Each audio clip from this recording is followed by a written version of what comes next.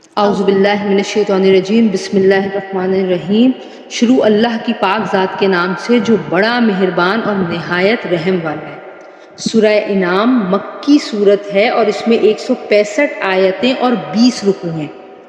یہ صورت چونکہ مکہ مکرمہ میں اس دور میں نازل ہوئی تھی جب پیارے نبی حضرت محمد مصطفیٰ صلی اللہ علیہ وآلہ وسلم کی دعوت اسلام اپنے ابتدائی دور میں تھی، اس لیے اس میں اسلام کے بنیادی عقائد یعنی توحید، رسالت اور آخرت کو مختلف دلائل کے ذریعے ثابت کیا گیا ہے، اور ان عقائد پر جو اعتراضات کفار کی طرف سے اٹھائے جاتے تھے ان کا جواب دیا گیا ہے۔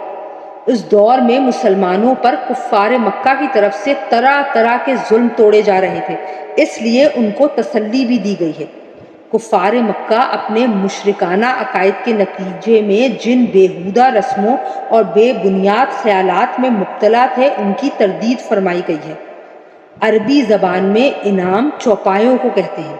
عرب کے مشرکین مویشیوں کے بارے میں بہت سے غلط عقیدے رکھتے تھے، مثلاً ان کو بتوں کے نام پر وقف کر کے ان کا کھانا حرام سمجھتے تھے۔